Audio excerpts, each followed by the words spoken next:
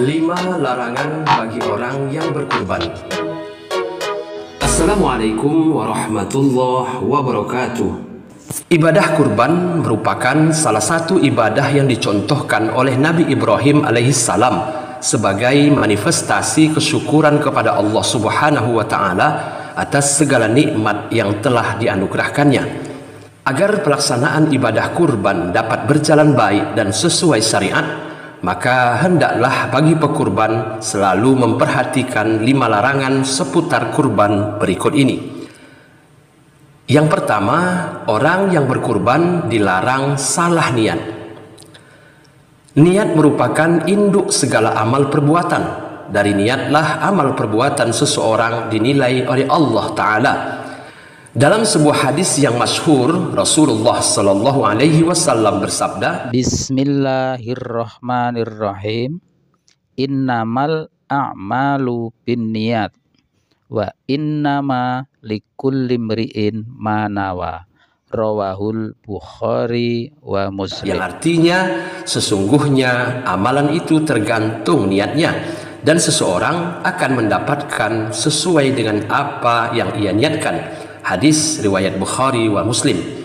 Nah, ketika seseorang hendak berkurban, maka niatkanlah ibadah kurban itu hanya mengharap ridho Allah semata, bukan untuk tujuan lainnya. Berkurbanlah seperti Habil bin Adam berkurban. Niatnya baik, persembahan kurbannya juga baik, dan dia berkurban atas dasar ketakwaan, sehingga Allah pun menerima kurbannya. Tapi jangan berkurban seperti Qabil bin Adam berkurban. Niatnya tak baik, persembahan kurbannya juga asal-asalan, dan dia berkurban hanya untuk mengharapkan dunia semata, sehingga Allah pun menolak kurbannya. Yang kedua, orang berkurban dilarang memotong kuku dan mencukur rambut. Larangan memotong kuku dan mencukur rambut bagi orang yang ingin berkurban disebutkan dalam hadis sahih yang diriwayatkan oleh Imam Muslim. Siapa saja yang ingin berkurban dan apabila telah memasuki awal Zulhijjah, yaitu mulai 1 Zulhijjah, maka janganlah ia memotong rambut dan kukunya sampai ia berkurban. Hadis riwayat Muslim. Larangan yang terdapat dalam hadis ini menurut mazhab Syafi'i adalah makruh, bukan haram. Namun begitu, tetap saja lebih utama bagi orang yang sudah berniat kurban untuk tidak memotong rambut serta kukunya sampai nanti selesai menyembelih kurban.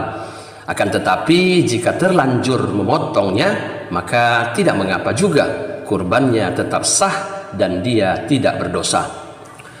Yang ketiga, orang yang berkurban dilarang menjual daging atau apapun dari hewan kurban. Dia berhak mendapatkan sepertiga dari daging hewan yang dikurbankan. Kalau sekiranya dia berkurban seekor lembu dengan berat 80 kg, maka dia berhak mendapatkan sekitar 26 kg daging kurban.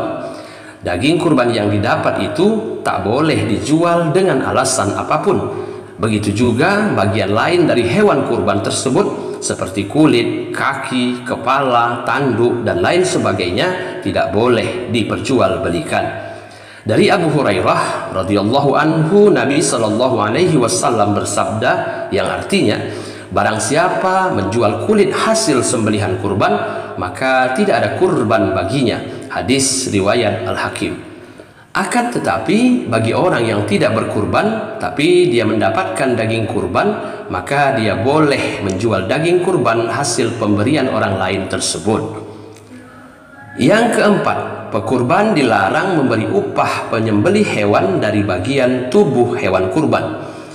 Penyembelih hewan serta panitia kurban boleh menerima upah dari pekerjaannya, asalkan upah itu tidak diambil dari bagian hewan kurban. Dalam hal ini Ali bin Abi Thalib bercerita bahwa Rasulullah Shallallahu Alaihi Wasallam memerintahkannya untuk mengurusi unta-unta kurban beliau. Ketika itu Ali mensedekahkan daging, kulit dan jilalnya, yaitu kulit yang ditaruh pada punggung unta untuk melindungi dari dingin. Ali saat itu tidak memberi sesuatu pun dari hasil sembelihan kurban kepada tukang jagal. Beliau bersabda, kami akan memberi upah kepada tukang jagal dari uang kami sendiri. Dalam hadis tersebut dapatlah kita ambil hikmahnya bahwa upah penyembelih hewan kurban tidak boleh diambil dari hasil sembelihan kurban. Pekurban hendaknya menyediakan upah khusus dari kantongnya sendiri untuk penyembelih hewan serta panitia lainnya. Jika pekurban ingin memberi daging kurban kepada si penyembelih atau kepada panitia, maka itu adalah hadiah atau sodakoh, bukan sebagai upah. Yang kelima, orang yang berkurban dilarang menggagalkan hewan kurban yang telah ditentukan. Apabila seseorang telah membeli hewan untuk berkurban, maka dia tak boleh membatalkan ataupun menukarkan hewan kurban tersebut untuk kebutuhan lainnya. Oleh sebab itu, jika kita sudah membeli hewan dan berniat untuk berkurban, maka ada baiknya kita tetap konsisten dengan pilihan kita tersebut. Demikianlah, semoga bermanfaat. Wassalamualaikum warahmatullahi wabarakatuh.